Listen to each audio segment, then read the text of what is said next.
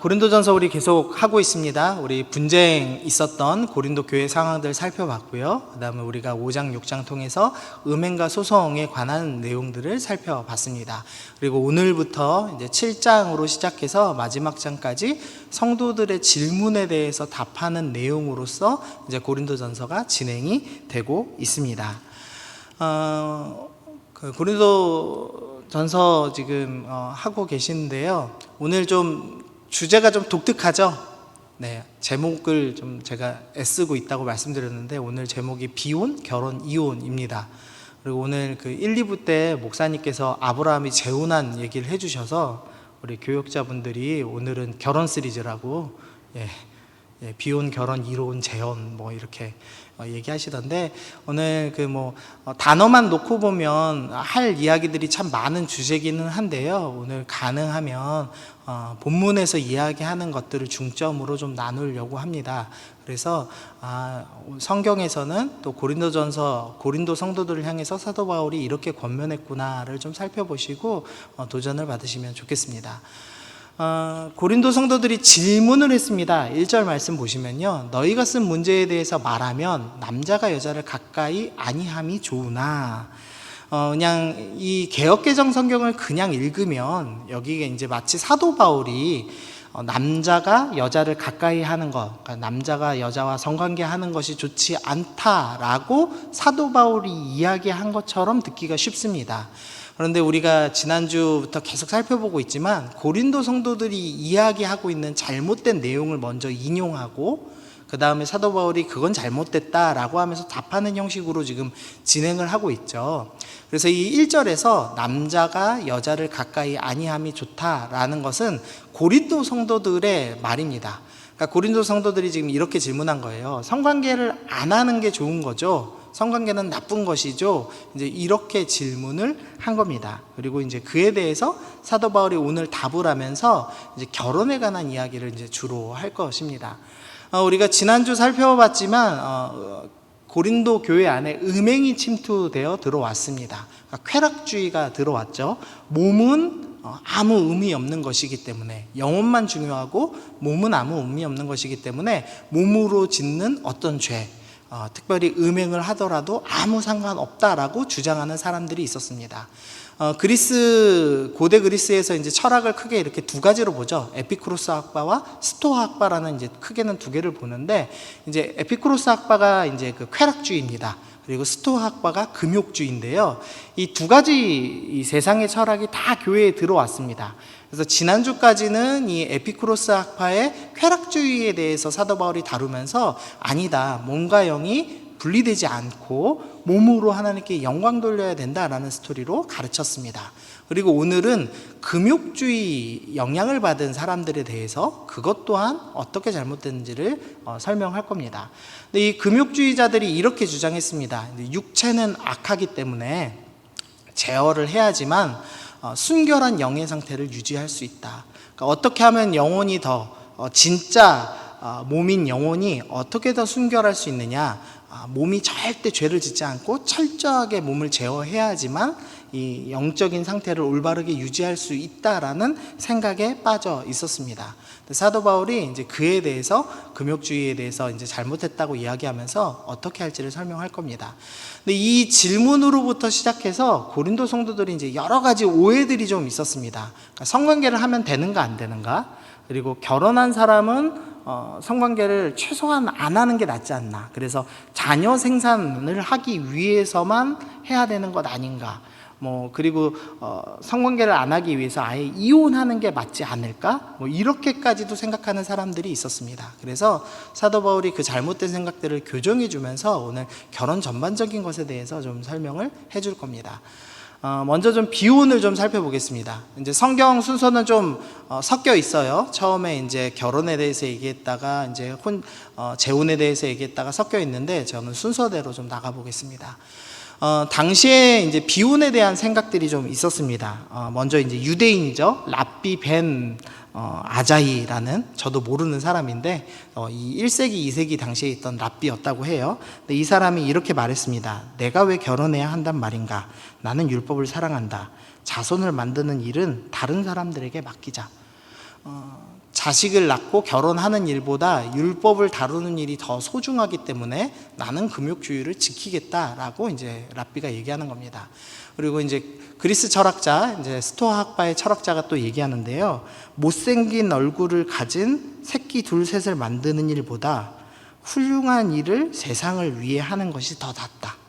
그러니까 내가 가르치는 철학을 가르치는 교사인데 가르치는 일이 더 중요하고 내가 낳는 자식은 어차피 나 닮아서 못생겼을 거니까 낳을 필요가 없다. 그래서 결혼하지 않는 게 더 낫고 금욕주의를 지키는 게 더 낫다라는 식의 생각을 당시 사람들이 가지고 있었습니다. 그리고 고린도 성도들은 이 내용을 이어받아서 우리도 금욕해야 되는 것 아닌가? 우리도 결혼을 안 하고 성관계를 안 하는 게 낫지 않은가라는 이제 생각을 갖게 되었습니다.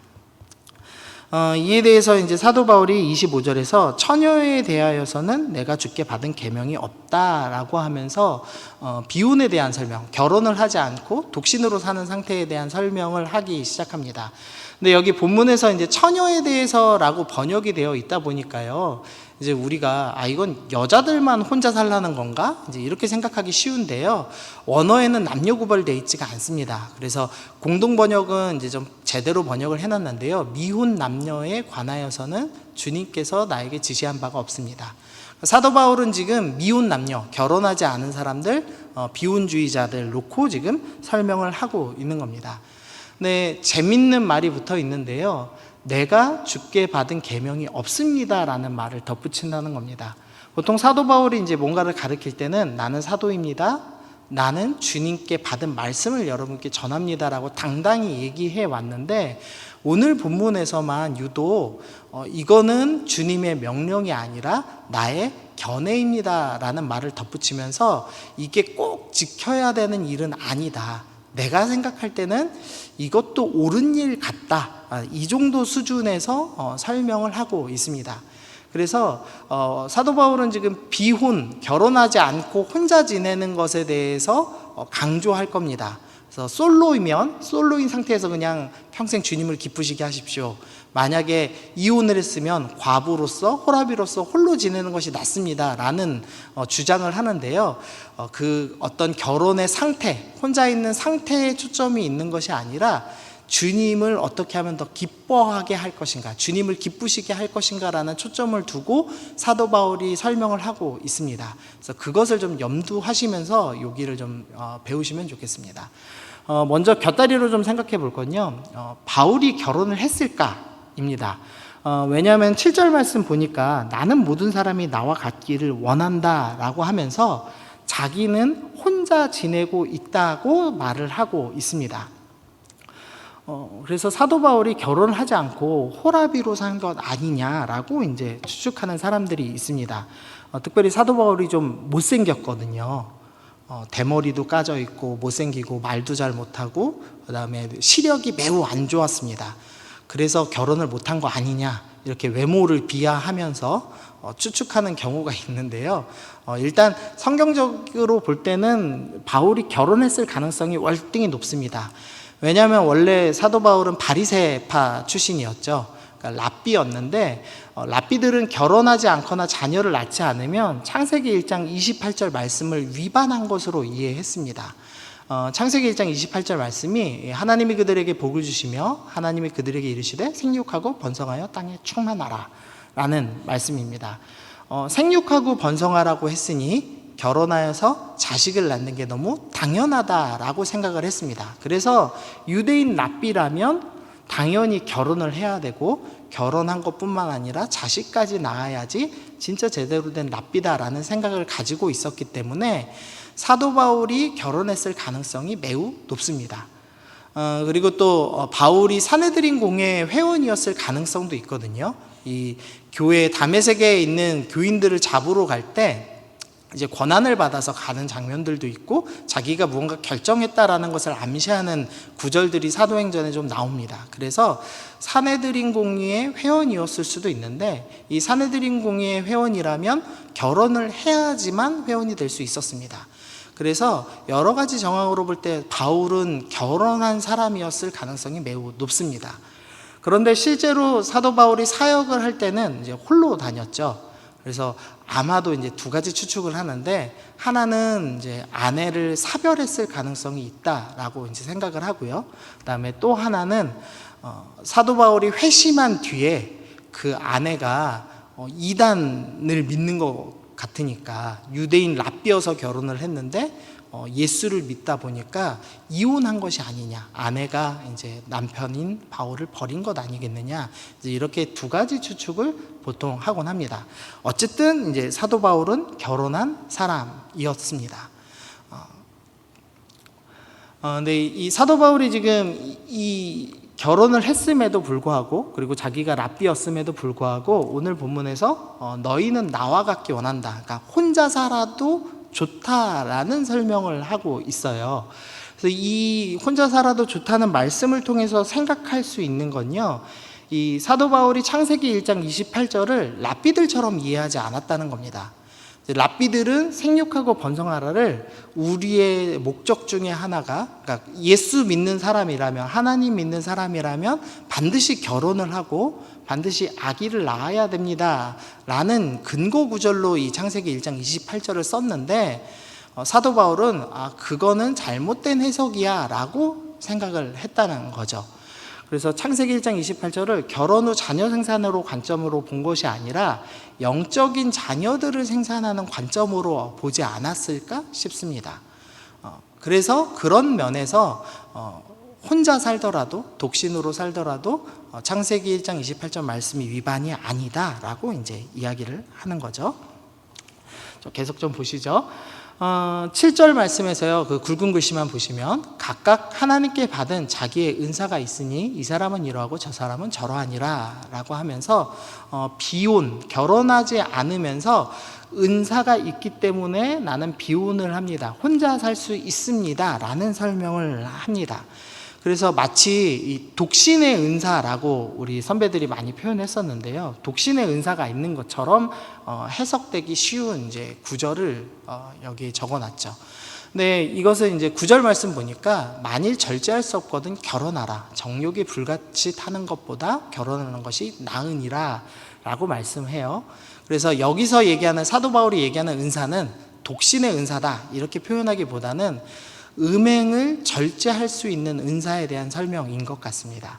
그러니까 음란한 마음을, 음욕을 품지 않고 절제할 수만 있다면 혼자 살아도 괜찮다라고 설명을 하는 거죠.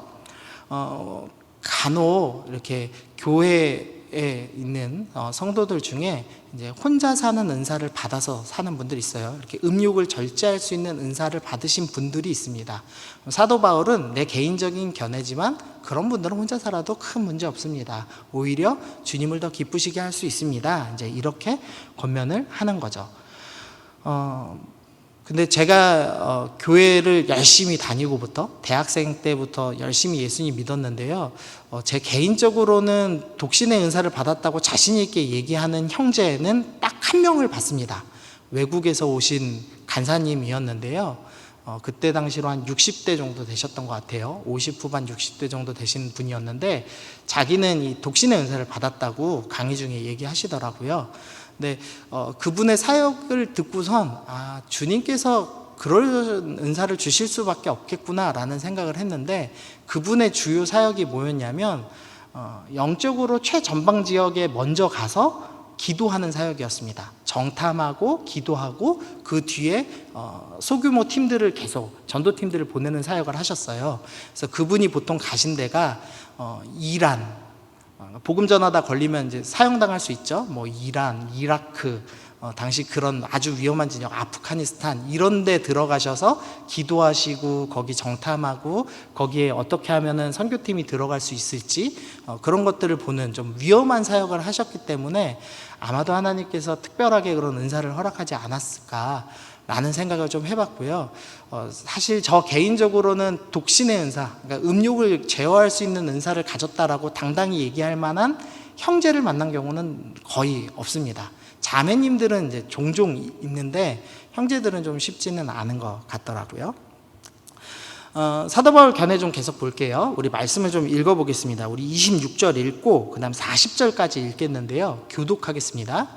내 생각에는 이것이 좋으니 곧 임박한 환난으로 말미암아 사람이 그냥 지내는 것이 좋으니라.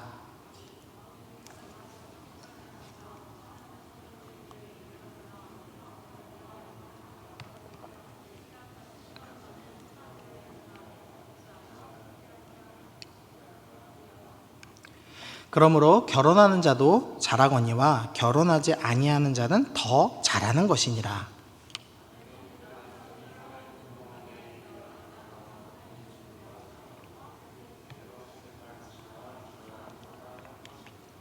그러나 내 뜻에는 그냥 지내는 것이 더욱 복이 있으리로다. 나도 또한 하나님의 영을 받은 줄로 생각하노라. 지금 사도 바울이 이제 먼저는 이제 혼자 있는 사람, 우리 26절 말씀을 좀 다시 보시면 임박한 환난으로 말미암아, 그러니까 사도 바울은 종말이 가까이 왔다고 생각을 했습니다. 예수님 재림이 얼마 남지 않았기 때문에 혼자 지내는 것이 더 좋지 않겠느냐라고 이야기를 하면서요. 만약에 결혼을 하면은 마음이 갈라져서 주님을 기쁘시게 살게, 주님을 위해서 살지 못하고 배우자를 위하여서 남편을 기쁘게, 아내를 기쁘게 하는 삶을 살기 때문에 혼자 사는 것이 더 낫겠다. 그래서 38절에 그러므로 결혼하는 자도 잘하는 거니와 결혼하지 아니하는 자는 더 잘하는 것이다 라고 이야기를 합니다. 그래서 먼저는 좀 격려드리고 싶은 건 결혼하지 않는 분이 사도 바울의 견해에 의하면 더 잘하는 겁니다. 아멘? 네. 네, 웃기려고 했는데 웃기지가 않네요. 네. 정리를 좀 해보면은요, 종말의 때가 가까이 왔다고 믿었어요. 그래서 하나님을 기쁘게 하는 삶에는 비혼이 가장 유리하다고 생각을 했습니다. 왜냐하면 배우자, 아내를 그리고 남편을 기쁘게 하는데 더 집중하죠. 그리고 저는 이제 아내도 있고 아이도 있죠. 아이가 태어나니까 또 어떻게 하면 우리 아이가 더 기쁘게 할 수 있을까에 집중하게 되는 것 같아요. 그래서 아무래도 마음이 좀 분산되고 갈라지기 때문에 하나님을 기쁘시게 하는 삶을 좀 온전히 살기는 쉽지 않다.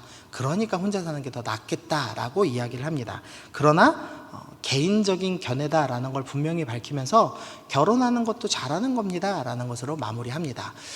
그러면 이제 결혼에 대해서 좀 들어가 보면서 사도 바울이 어떤 생각을 갖고 있나 조금 더 살펴보죠.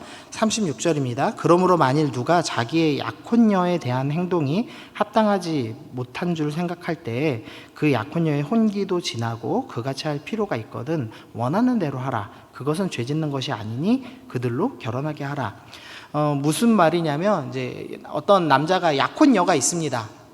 근데 그 약혼녀에 대해서 이제 음욕이 일어나는 거죠. 사랑하는 사람이니까 같이 함께하고 싶은 마음이 일어나잖아요. 그래서 그런 마음이 일어나고 또한 약혼할 그 여인이 혼기가 지나서, 그러니까 결혼할 나이가 충분히 된 사람이라면 결혼하는 것이 좋다. 결혼하는 것은 죄 짓는 것이 아니다라고 이제 설명을 합니다. 이 비혼에 대한 설명을 들으면 결혼 안 하는 게 제일 좋나? 라는 생각이 이제 들죠. 그러면서 결혼하는 게 마치 죄이고 주님을 온전히 기쁘시게 할 수 없는 것과 같이 생각되기가 쉽습니다. 그러나 사도 바울은 먼저 결혼하는 건 죄가 아니다라고 분명히 밝힙니다. 그러면서 결혼하는 이유에 대해서 1절, 2절에서 썼는데요. 2절 말씀만 보시면 음행을 피하기 위하여 남자마다 자기 아내를 두고 여자마다 자기 남편을 두어라. 결혼을 왜 하느냐? 음행을 제어하기 위해서 하는 것이다 라고 설명을 합니다.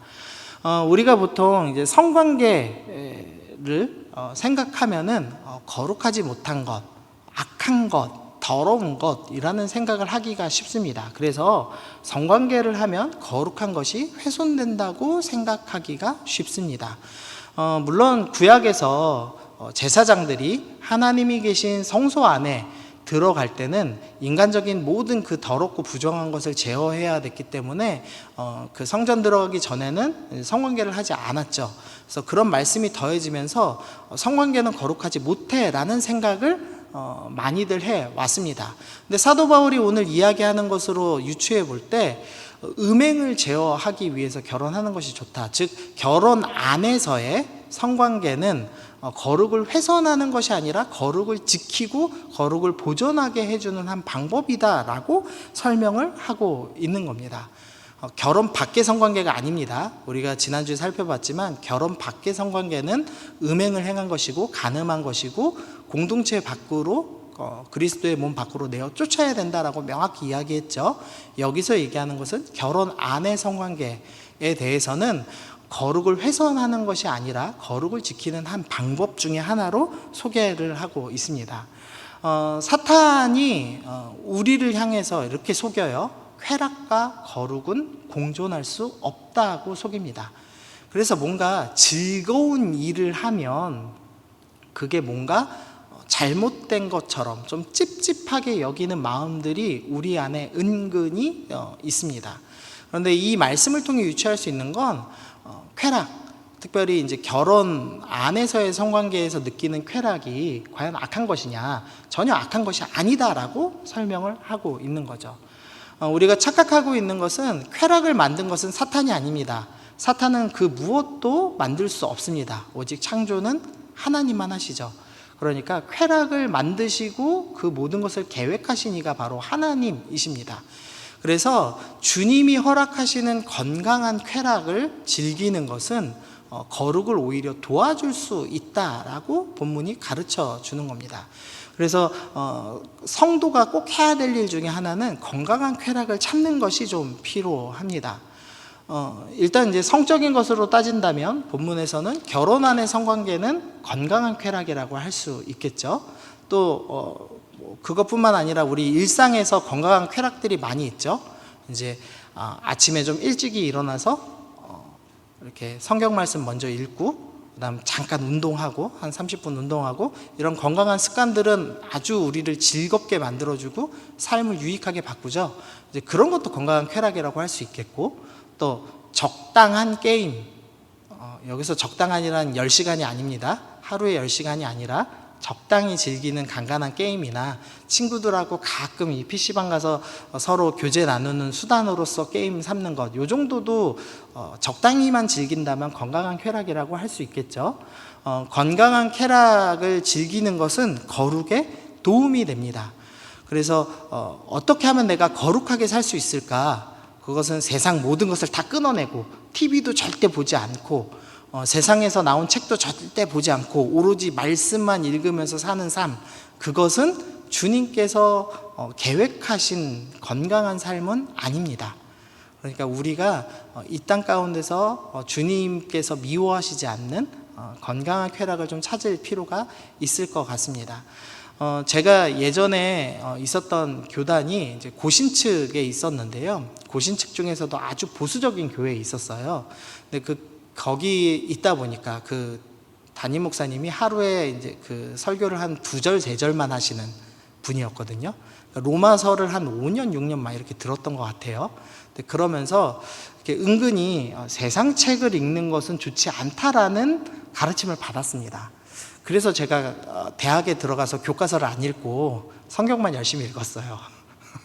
네, 공부 안 했다는 핑계로 이렇게 되는데, 실제로 제가 대학 다닐 때 이렇게 TV도 좀 끊으려고 해서 TV도 많이 끊고 일반 책들도 잘 안 읽었습니다. 근데 그게 저의 영적인 삶을 건강하게 만들었느냐? 전혀 건강하지 못하게 만들었고 오히려 편협하게 만들었습니다.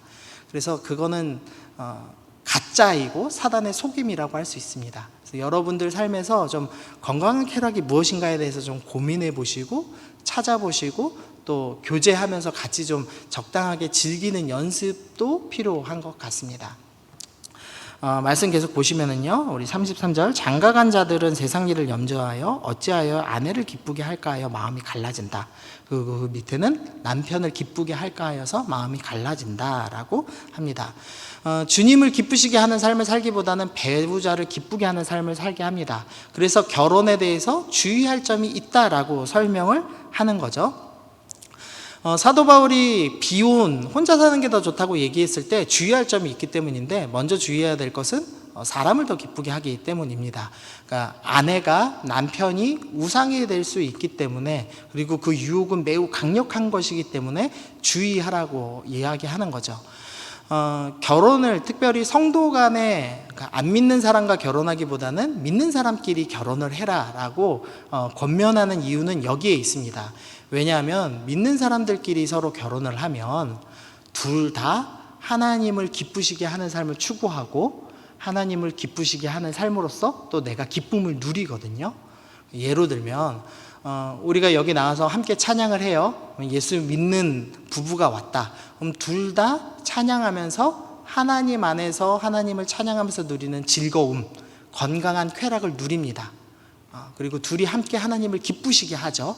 집에 와서도 같이 기도하고 같이 어떻게 하면 우리가 번 재정을 가지고 주님을 기쁘시게 쓸 수 있을까 같은 마음을 가지고 고민할 수 있습니다. 그래서 이런 관점에서 성도끼리 결혼하는 게 참 유익이 있죠. 근데 만약에 불신자와 결혼을 한다면 이 불신자는 자기 자신을 기쁘게 하는 삶을 살거든요. 그런데 나는 주님을 기쁘시게 하기 위한 삶을 사는 거죠. 그럼 서로가 방향이 다르기 때문에 큰 갈등과 고통이 있습니다. 그렇기 때문에 사도 바울이 가능하면 성도들 간에 결혼하는 게 더 좋다라고 권면을 했습니다. 결혼 생활에서 주의할 점 두 번째를 설명하는데요. 3절 말씀 보면 남편은 그 아내에 대한 의무를 다하고 아내도 그 남편에 대해 그렇게 할지라. 아내는 자기 몸을 주장하지 못하고 오직 그 남편이 하며 남편도 그와 같이 자기 몸을 주장하지 못하고 오직 그 아내가 하나니. 먼저 이제 1, 2절에서 음행에 관한 설명하면서 이어서 하는 겁니다. 그래서 여기서 남편이 아내에 대한 의무, 여기서의 의무는 성관계를 해줄 의무에 대해서 직접적으로 먼저 언급하는 거예요. 그러니까 남편들에게 아내가 원하면 너는 성관계를 해줄 의무가 있다. 왜냐하면 너의 몸은 너 것이 아니라 아내의 것이기 때문이다 라고 가르치는 것이고, 또 반대로 아내에게도 너의 몸은 너 것이 아니라 남편 것이기 때문에 남편이 자신의 음행을 제어하고, 그러니까 음란함으로 죄 안 짓고 너와 성관계를 하길 원한다면 성관계를 해주는 것이 맞는 거다. 그거는 의무다라고 설명을 해주고 있습니다. 세 번역 말씀으로 창세기 3장 16절 보면은요, 우리 굵은 글씨만 볼게요. 내가 남편을 지배하려고 해도 남편이 너를 다스릴 것이다. 아담과 하와가 범죄했습니다. 그리고 범죄한 뒤에 하나님께서 하와 너는 남편을 지배하고 싶어 할 것이다. 그러나 남편이 너를 지배할 것이다. 우리가 창세기 말씀 배우면서요, 이게 이제 잘못됐다고 배웠습니다. 남편이 지배하는 것도 잘못이었죠. 그리스도 안에서는 우리 모두는 십자가 정신으로 살기 때문에 섬김으로써 다스리는 삶을 살죠. 그러니까 남편이 지배한다라는 표현보다는 남편이 아내를 섬김으로써 다스립니다. 그리고 아내가 남편을 섬김으로써 다스립니다. 그래서 서로가 섬기는 것이 하나님께서 원래 계획한 결혼의 그림이었습니다. 그런데 타락 이후로 어떻게 됐냐면 여자는 남편을 지배하고 싶어하고 남편은 여자를 지배하고 싶어하는 잘못된 죄의 결과물이 발생했다라고 설명을 하는 겁니다. 그래서 결혼하면 서로 조종하고 지배하고 싶은 유혹에 빠집니다. 그래서 특별히 이제 이 죄의 결과물인 것 같아요. 제 생각에는 이제 좀 민망한 얘기를 하면 남성하고 여성하고 이제 그 성적인 유혹을 겪는 그 그래프가 다르죠. 여러분 성인이라 다 배우셨겠지만 남자들은 10대 후반부터 30대까지가 성욕이 가장 높습니다. 성적인 유혹을 많이 당해요. 그런데 자매들은 언제부터 높냐면 30대 후반부터 40대가 가야지 이제 성적으로 더 욕구가 커진다고 과학에서 설명을 해요. 그러니까 같은 나이가 만나면 어떤 문제가 생기냐면 20살 때 결혼하면 처음에 결혼했을 때 남편은 너무 자주 성관계를 하고 싶어 하는데 아내는 별로 하고 싶어 하지 않고, 그다음에 결혼 생활이 한 10년 정도 지나서 30대 후반 40대가 되면은 아내는 좀 더 성관계를 자주 하고 싶은데 남편은 성관계를 하고 싶지 않은 상태가 됩니다. 그러니까 이게 죄의 결과죠. 서로가 서로를 기쁘게 하는 삶을 살지 못하고 서로 고통스러운 삶을 살아요. 심지어 가장 즐겁다고 하는 성관계에서조차 서로가 기쁨을 못 느끼도록 오염돼 버리고 말았습니다. 근데 사도 바울이 이 문제에 대해서 아내를 위해서 남편 네가 섬겨라. 그러니까 너가 30대 후반이어서 일하고 들어가서 지쳤더라도 아내가 너랑 친밀한 관계를 누리고 싶어 하면 그날 꽃도 사들고 가고 아내를 기쁘게 좀 해줘라. 그리고 아내에게는 남편은 음욕을 제어할 수 있는 능력이 참 부족한 아이다. 그러니까 네가 잘 섬겨줘야 된다. 그러니까 성적으로도 잘 도와줘야 된다라고 가르쳐 주고 있는 거죠. 이 부부 상담을 할 때 상당수 부부들이 의외로 많이 꼽는 게 이 성적인 만족도가 없습니다라는 걸 많이 꼽아요. 그래서 가정상담을 제가 뭐 길게 배우진 않았지만 짧게 배웠을 때 가정상담하는 그 선생님들이 뭐라고 권면을 했냐면, 특별히 자매들에게 남편들은 음욕을 많이 느끼기 때문에, 특별히 결혼 초반에는 많이 느끼기 때문에 이틀이나 3일에 한 번씩 성관계를 해주는 게 필요합니다. 그러니까 놓치지 마시고 남편을 잘 체크해 주십시오. 그게 섬기는 겁니다. 이제 이렇게 가르치셨거든요. 그리고 나서 이제 남편들에게는 99가지 아내를 기쁘게 해야 되는 방법에 대해서 뭐 짐도 들어줘야 되고 모두 섬겨야 되고 이렇게 가르쳐 주셨는데, 어쨌든 이 부부 관계에서 이 성적인 것을 무기로 조종하는 경우들이 너무 많습니다. 사도 바울은 서로 조종하려고 하지 말아라. 그걸 무기 삼으려 하지 말아라. 서로 특별히 성관계를 무기 삼아서 너 나한테 이렇게 잘해주지 않으면 나 오늘 너랑 같이 잠자리 하지 않을 거야, 이런 식으로 거부하기 시작하면 남편은 죄를 짓지 않고서는 건강하게 해결할 방법이 없는 거죠. 그러니까 서로 갈등이 쌓이기 때문에 절대 조종하지 말아라 라고 권면을 하고 있는 겁니다. 그리고 또 이 본문에서 조금 더 살펴볼 수 있는 건 남자에게도 권면했고 여자에게도 권면했다는 겁니다. 당시 사회에서는 여성은 남자에게 성적인 것을 제공하는 의무가 있는 존재에 불과한 것으로 많이들 묘사했죠. 여성을 비하하는 문화였습니다. 그런데 사도 바울은 남자도 여성을 섬겨야 됩니다 라고 얘기하면서 동등된 존재로 표현을 하고 있는 겁니다. 그래서 여성과 남성이 동등되다, 그리고 서로가 서로를 섬기는 관계이지 누가 더 우위에 있고 더 높은 것이 아니다. 그러니까 남자들이요 여자들을 조종하려고 하지 말아라, 여자들이요 남자들을 조종하려고 하지 말아라 라고 설명을 하고 있는 겁니다. 그래서 정리를 좀 해보면 결혼에 대해서 건강한 쾌락은 거룩의 유익이 되고요, 그다음에 배우자를 기쁘게 하는 삶보다는 주님을 기쁘시게 하는 삶을 살아야 됩니다. 그리고 지배하지 말고 섬기는 삶을 살아야 한다라고 권면을 하고, 음행을 제어할 수만 있다면 굳이 결혼하지 말고 온전히 주님을 기쁘시게 하는 삶을 살아라, 지금 이렇게 이제 권면을 하고 있는 겁니다. 자, 이번에 이제 이혼 좀 살펴보시죠. 먼저 굵은 말씀만 보시면요, 여자는 남편에서 갈라지지 말고 남편도 아내를 버리지 말라라고 합니다. 그래서 일단 사도 바울은 명확하게 이혼하지 말아라, 일단 결혼을 했다면 이혼하지 않는 것이 원칙이다라고 분명히 설명합니다. 앞에서도 말씀드렸지만 고린도 성도 등의 일부 사람들은 성관계 때문에 교회가 오염되는 것을, 순수해지지 못하는 것을 막기 위해서 이혼까지 해야 된다는 생각을 품고 있었어요. 그러나 사도 바울은 그건 잘못된 생각이다, 이혼하지 말아라, 그것은 주님의 명령이다 라고 분명하게 못 박아서 말씀을 합니다. 이제 그리고 나서 하나 문제가 있는데, 불신자랑 결혼했을 경우 어떻게 처리해야 되는가, 이 문제에 대해서 12절부터 15절 말씀에서 설명을 하고 있습니다. 우리 교독을 좀 해볼게요. 그 나머지 사람들에게 내가 말하노니 이는 주의 명령이 아니라, 만일 어떤 형제에게 믿지 아니하는 아내가 있어 남편과 함께 살기 좋아하거든 그를 버리지 말며,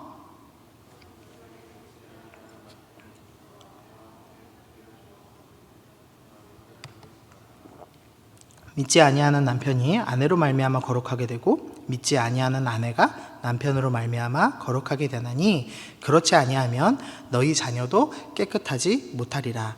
그러나 이제 거룩하니라. 갈리게 하라. 형제나 자매나 이런 일에 구애될 것이 없느니라. 그러나 하나님은 화평 중에서 너희를 부르셨느니라.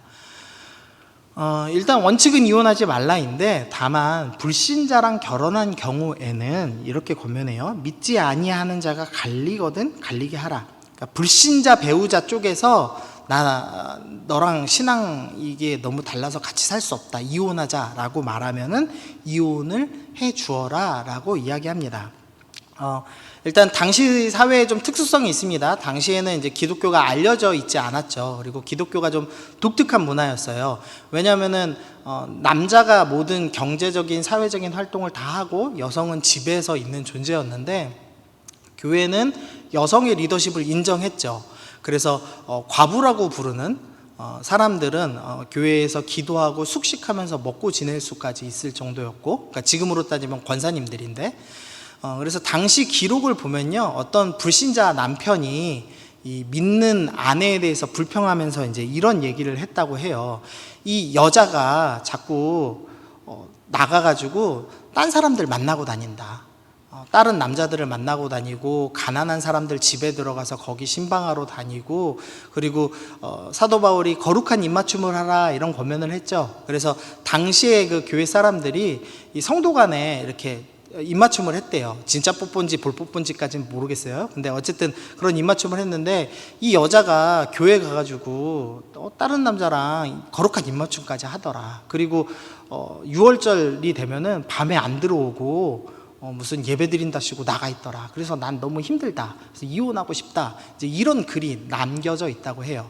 그러니까 당시 로마 사람들이 볼 때는 이 기독교인들은 무신론자거든요. 신을 믿지 않는 다신교 사회에서 여러 신을 믿어야 되는데, 신을 믿는 게 아니라 죽었다가 부활했다고 하는 어떤 유대인 남자를 믿는 것이니까 이 사람들은 무신론이고, 그 다음에 뭐 피를 나눠서 먹는다는 소문, 그러니까 성찬식에서 포도주 돌리는 것을 피를 나눠 먹는다고 이해를 했기 때문에 이 사람들은 피를 나누고, 그리고 떡을 나누면서 이것은 예수님의 몸이다라고 했는데, 그걸 오해해서 갓난아기를 잡아먹는 종교, 뭐 이런 식의 오해들이 있었습니다. 그러니까 불신자 배우자가 이 믿는 배우자를 이해하기가 매우 어려웠어요. 그래서 불신자 배우자가 이혼하기 원하거든 이혼을 할 수 있다라는 이제 전제 조건을 좀 달았습니다. 사도 바울은 무조건 이혼하면 안 돼라는 생각을 했는데, 다만 이제 조건이 있는 거예요. 하나님이 가장 싫어하셨던 두 가지가 있는데, 하나는 우상숭배고 하나는 약자를 억압하는 것, 고아와 가부와 이웃들을 억압하는 것이었죠. 근데 그런 일이 있다면 이혼해도 좋다라는 이제 설명을 하고 있는 겁니다. 그러니까 예를 들면 어떤 남편이 아내를 계속 학대해요, 때리고 억압해요. 그런 조건에서는 그것은 하나님이 보실 때 악한 것이죠. 우리 출애굽기에서 약자들을 억압하기 위해서 아말렉이 출애굽한 백성들 뒤에 있는 노약자들을 공격했죠. 그러자 하나님께서 대대로 아말렉과 싸우겠다라고 말씀하셨고, 사울 왕을 통해서 아말렉을 전멸시키셨어요. 그러니까 그만큼 약자 억압은 내가 미워한다라고 설명하셨죠.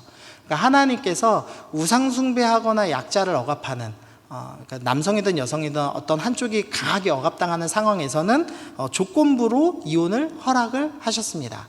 그래서 성도를 보호하기 위해서 조건부로 허락하셨다라고 생각할 수가 있겠습니다. 그래서 그런 한도에서는 이혼이 가능할 수 있습니다.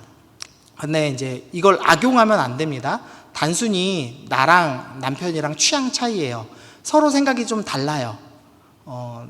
남편은 밤에 잘 먹는 게 좋은데 아내는 아침에 잘 먹는 게 좋아요. 서로 이렇게 식습관이 다를 수 있죠. 그리고 남편은 7시만 되면 자고 싶은데 아내는 새벽 2시가 돼야 자고 싶은 사람이 있어요. 서로 수면 습관도 다릅니다. 이런 다른 습관들을 놓고 내가 올래 네가 올래 라고 하면서 서로 지배하기 위해서 싸우는 문제로 이혼을 하게 된다. 이제 일명 이제 그 생각 차이 때문에 이혼을 하게 되는 것은 분명하게 막고 있습니다. 그래서 내 개인 취향 때문에 이혼하는 것은 안 된다, 이런 생각을 해야 되겠죠. 만약에 그런 서로의 다름의 어려움이 있다면 분명히 기억해야 될 것은 우리는 섬김과 희생으로 십자가 지면서 다스리는 사람이기 때문에 결혼을 우리의 탐욕의 수단으로 삼는 것이 아니라 섬김의 통로로 삼아야 되기 때문에 이혼할 것이 아니라 내가 맞춰주고 배려하고 섬겨야 된다라고 설명을 하는 겁니다. 그러면서 사도 바울이 덧붙이고 있는데, 믿지 아니하는 남편이 아내로 말미암아 거룩하게 되고, 또 반대로 믿지 아니하는 아내가 남편으로 말미암아 거룩하게 될 수 있다라는 설명을 덧붙입니다. 우리가 레위기 말씀을 배웠지만 부정한 것이 몸에 닿으면 어떻게 되냐면 그 사람은 부정해집니다. 그것이 구약이 가진 설명이죠. 거룩한 상태에 있던 사람들이 부정한 것을 만지면 부정해집니다. 그런데 예수님이 오신 뒤에 무엇이 바뀌었냐면, 예수님께서 손을 내밀어서 이 거룩하신 예수님이 부정한 것을 만지면 어떻게 되죠? 부정한 것이 거룩해집니다. 그래서 나병, 문둥병 걸린 사람은 하나님께 저주받은 부정한 사람이었는데, 거룩한 예수님이 손을 대시면 거룩해지는 모습을 보여주죠. 또 누가복음 7장에 보니까 청년 한 명이 죽었습니다. 죽은 시체는 부정하고 그 시체가 닿은 관도 부정한데, 거룩하신 주님께서 관에 손을 대시면 그 시체가 정결해지죠. 거룩해지죠. 그래서 다시 살아나는 장면이 나옵니다. 또 누가복음 8장에서는 혈루증 앓는 여인이 예수님의 옷자락에 손을 대요. 그러니까 거룩한 예수님의 옷자락에 손을 대자 예수님의 거룩이 전염되어서 부정이 해결되는 모습을 살펴줍니다. 그러니까 구약의 시대와 신약의 시대의 큰 차이점이 무엇이냐? 예수님으로 인해서 거룩이 전염되는 현상이 일어날 수 있다는 겁니다. 그러니까 구약에서는 부정한 것만이 전염됐기 때문에 가능한 어떻게 하면 더 거룩하게 지내야 될 것이냐, 어떻게 하면 더 깨끗하게 지낼 것이냐, 그리고 거룩하지 못한 것이 성소에 들어오면 반드시 죽을 수밖에 없다라는 원칙이 설명됐다면, 예수님의 사역으로 인해서 이제 예수님의 거룩함이 우리에게 전염될 수 있습니다 라고 가르치고 있고, 그 통로로서 결혼이 한 통로가 될 수 있다라고 설명을 하고 있는 거죠. 그래서 만약에 불신자와 너가 서로 결혼했다면 너의 믿는 사람의 그 거룩함을 통해서 이 불신자가 거룩해질 수 있고 예수님을 믿을 수 있다. 결혼 생활이 복음의 통로가 될 수 있다. 그러니까 가능하면 참고 이혼하지 말아라 라고 권면하는 장면을 볼 수가 있습니다. 네, 그래서 정리하면 이혼하지 말아라. 그러나 우상숭배와 약자 억압에 하나님이 가장 미워하시는 그 일로 조건부로 이혼이 허락될 수는 있습니다. 그러나 가능하다면 결혼은 거룩의 통로, 복음의 통로가 될 수 있으니 배우자를 잘 다스려서 그가 함께 주님을 믿어갈 수 있고 주님을 기쁘시게 할 수 있도록 하여라 라고 권면을 하는 겁니다. 네, 여기서 끝나면 좋은데 오늘 60페이지가 넘어요. 네, 오늘 40절 말씀이라서 여기만 하면 끝납니다. 근데 여기서 끝나지 않고요, 부르심 받은 그대로 지내라 라는 중간에 좀 이해할 수 없는 말씀을 좀 넣어놨습니다. 제가 좀 읽어볼게요. 오직 주께서 각 사람에게 나눠주신 대로 하나님이 각 사람을 부르신 그대로 행하라. 내가 모든 교회에게 이와 같이 명하노라. 할례자로서 부름받은 자가 있느냐 무할례자가 되지 말며, 무할례자로 부름받은 자가 있느냐 할례를 받지 말라.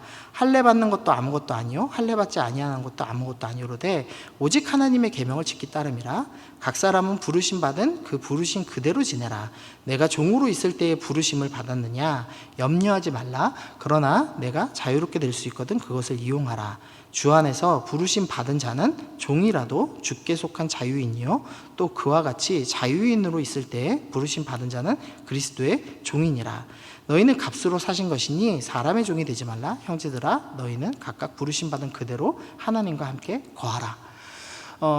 중간에 이 결혼에 대한 설명, 그러면서 이제 결혼하지 않는 비혼의 상태, 독신의 상태, 그리고 결혼, 그리고 이혼에 대해서 설명을 하고 있다가 중간에 뜬금없이 부르심 받은 그대로 살아라 라는 설명을 해요. 그러면서 할례를 받았거든 굳이 할례를 풀지 말고, 할례를 안 받았다면 굳이 할례 받을 필요가 없다. 종으로서 예수님을 믿게 됐다면 종으로 그대로 살아도 아무 문제 없다. 물론 자유인이 될 수 있는 기회가 있다면 자유인이 돼도 되지만 종인 상태에서 주님을 계속 믿더라도 문제가 없다. 그러니까 부르심 받은 그대로 지내는 것이 좋다. 부르심 받은 그 범위 안에서 하나님을 기쁘시게 하는 삶을 살아라 라는 이상한 권면을 합니다. 이유가 뭐냐면 제가 좀 읽어볼게요. 결혼에 대해 가르치다가 왜 갑자기 부르심받은 그대로 지내라는 말씀을 할까? 할례, 노예라는 영역에 그대로 지내라는 원칙이 적용된다면 결혼 문제에서도 적용된다는 의미이다. 결혼을 이용해서 현재 상황을 바꾸고 내 욕망을 채우려는 마음이 있다.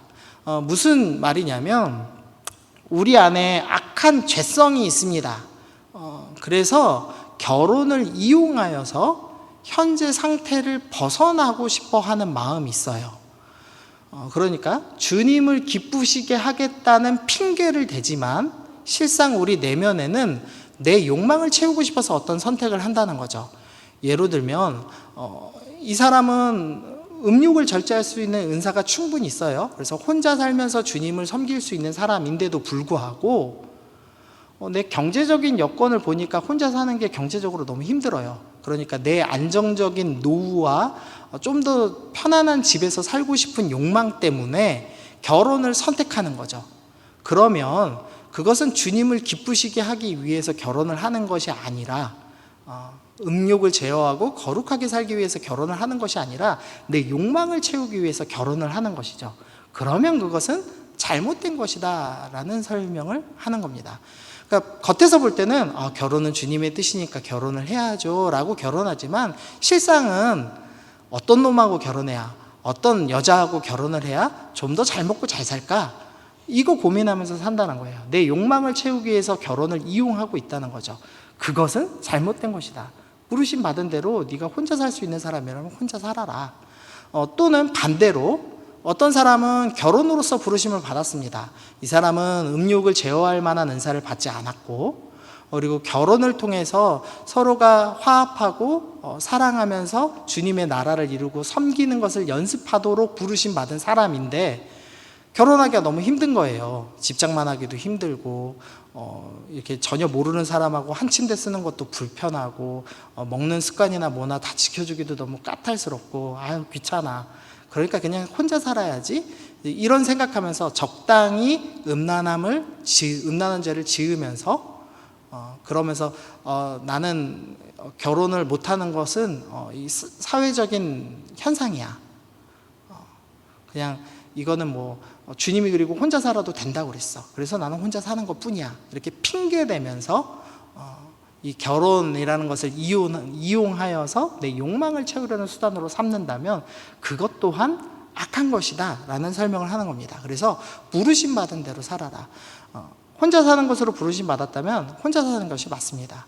그러나 결혼하는 걸로 부르심을 받았다면 결혼하는 것으로 사는 것이 맞습니다. 그러니까 내가 어떤 부르심을 받고 있는지 스스로 아마 나이가 먹어감으로써 아실 거예요. 내가 음욕을 제어할 수 있는지 없는지 아실 것이고, 또 내가 음욕을 제어하지 못하는데도 불구하고 내가 경제적인 것이나 다른 여러 가지 다른 요건들을 더 원하여서 욕망하여서 결혼을 선택하지 않고 있다면 그 또한 좀 다룰 필요가 있겠다라는 거죠.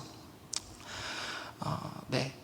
이러고 이제 정리하면 되는데요. 물론 뭐 이렇게까지 설교했지만 우리가 또 하나 놓치지 말아야 될 거는요. 이 세상이 죄로 오염되었다는 거예요. 그래서 우리는 결혼을 하는 것으로 부르심을 받았음에도 불구하고 사탄이 경건한 가정을 이루지 못하도록 방해하여서 이렇게 온전하게 결혼하지 못하게 하는 경우들도 충분히 있습니다.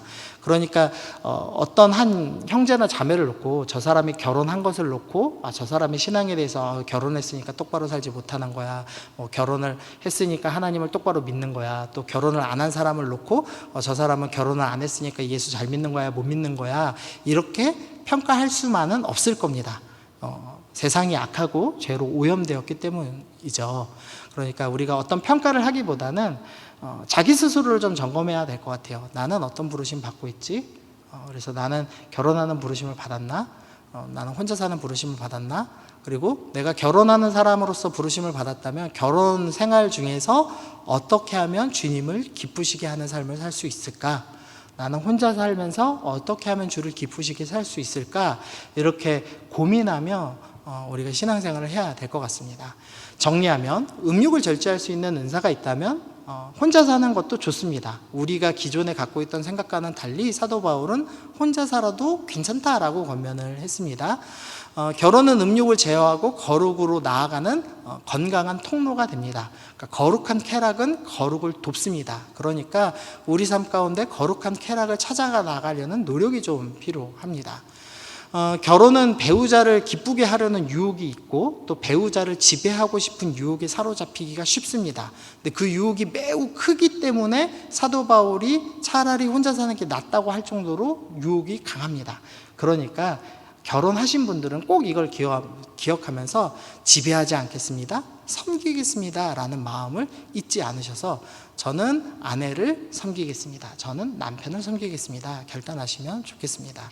그리고 이혼에 대해서 이혼은 성도를 보호하기 위해서 조건부로 허락된 겁니다. 그러나 결혼은 복음의 통로, 거룩의 통로가 될 수 있기 때문에 가능하다면 희생과 섬김으로 불신자 남편까지도 섬기려는 노력이 필요합니다. 그리고 마지막으로 욕망을 채우기 위해서 결혼을 선택하거나 비혼을 선택하는 것, 그것은 잘못된 것입니다. 부르심 받은 그대로 살면서 주님을 기쁘시게 하는 삶을 사는 것이 오늘 성경에서 우리에게 주시는 권면입니다. 그래서 우리 이제 다 들었습니다. 고생하셨습니다. 우리 기도하면 좋겠는데요. 우리 각자마다 지금 달라요. 지금 대부분 여기 계신 분들은 이제 아직 혼자 살고 계시죠. 그리고 결혼하신 분들도 있어요.